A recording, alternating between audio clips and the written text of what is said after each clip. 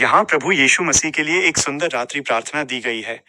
रात्रि प्रार्थना, night prayer. स्वर्गीय पिता, मैं इस दिन के लिए आपका धन्यवाद करता हूँ। आपकी करुणा और प्रेम के लिए शुक्रिया जो आज मुझ पर बना रहा। प्रभु, यदि आज के दिन में मुझसे कोई भूल या पाप हुआ हो तो कृपया मुझे क्षमा करें। अब जब मैं सोने जा रहा हूँ, मैं अपनी आत्मा और शरीर को आपके हाथों में सौंपता हूँ। मेरे घर और परिवार के चारों ओर अपना सुरक्षा का घेरा बनाए रखें। मुझे और मेरे अपनों को हर बुरे सपने और अंधकार की शक्तियों से बचाकर रखें। प्रभु, मुझे अपनी शांति दें ताकि मैं एक सुखद और गहरी नींद ले सकूं। आपकी उपस्थिति मेरे कमरे में बनी रहे। कल सुबह जब मैं उठूं तो एक नई सामर्थ्य और उमंग के साथ आपकी महिमा करने पाऊं। सारी प्रार्थना प्रभु यीशु मसीह के नाम से मांगता हूं। आमीन। शांति के लिए कुछ वचन, बाइबल वर्सेस। सोते समय आप इन वचनों को याद कर सकते हैं जो मन को शांति देते हैं। भजन संहिता 4:8।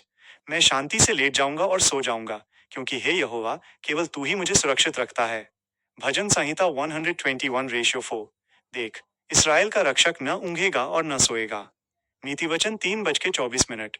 जब तू लेटेगा तब तुझे भय न लगेगा, और जब तू सोएगा तब तुझे सुख की नींद आएगी। तब इसहाक ने याकूब को बुलाकर आशीर्वाद दिया और आज्ञा दी कि तू किसी कनानी लड़की को न ब्याह लेना।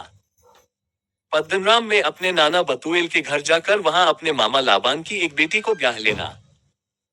और सर्वशक्तिमान ईश्वर तुझे आशीष दे और फूला फला कर बढ़ाए, और तू राज्य की मंडली का मूल हो। और वह तुझे और तेरे वंश को भी इब्राहिम की सी आशीष दे कि तू ये देश जिसमें तू परदेशी होकर रहता है और जिसे परमेश्वर ने इब्राहिम को दिया था, उसका अधिकारी हो जाए। और इसहाक ने याकूब को विदा किया और वह पद्दनराम को अरामी बतूएल के उस पुत्र लाबान के पास चला, जो याकूब और एसाव की माता रिबका का भाई था। उत्पत्ति अध्याय 28 के ये वचन बाइबल के इतिहास में एक बहुत महत्वपूर्ण मोड़ को दर्शाते हैं। यहाँ हम देखते हैं कि कैसे इब्राहिम को दी गई परमेश्वर की आशीष अब तीसरी पीढ़ी यानी याकूब की ओर बढ़ रही है। इन आयतों से हमें कुछ मुख्य बातें सीखने को मिलती हैं। 1. आत्मिक विरासत और विवाह। इसहाक ने याकूब को स्पष्ट निर्देश दिया कि वो किसी कनानी लड़की से विवाह न करे। इसका कारण केवल जातिवाद नहीं, बल्कि विश्वास की शुद्धता थी। कनानी लोग अन्य देवताओं को पूजते थे, और इसहाक चाहता था कि याकूब उसी वंश से विवाह करे जो परमेश्वर के वादे को समझता हो। 2. सर्वशक्तिमान ईश्वर एल शड्डाई की आशीष। आयत 3 में प्रयुक्त सर्वशक्तिमान ईश्वर एल शड्डाई शब्द ये दर्शाता है कि परमेश्वर सब कुछ करने में सक्षम है। इसहाक याकूब के लिए केवल धन दौलत नहीं, बल्कि फलों फूलों और वंश की वृद्धि की प्रार्थना करता है, ताकि वह जातियों का समूह बन सके। 3. इब्राहिम की वाचा का हस्तांतरण। आयत 4 सबसे महत्वपूर्ण है, क्योंकि यहाँ इसहाक वो आशीष याकूब को देता है जो परमेश्वर ने इब्राहिम को दी थी। देश का उत्तराधिकार, वो भूमि जहां वे परदेशी थे।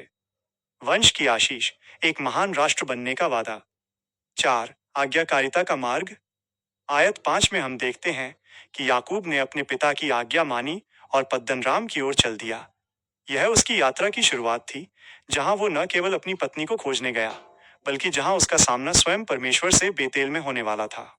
एक विचारणीय बात, यह भाग दिखाता है कि जब हम परमेश्वर की योजना के अनुसार चलते हैं, तो वो हमारी यात्रा में हमारी सुरक्षा और सफलता का प्रबंध करता है। जैसे याकूब को विदा किया गया, वैसे ही परमेश्वर हमारे जीवन के नए अध्यायों में हमें अपनी आशीष के साथ भेजता है।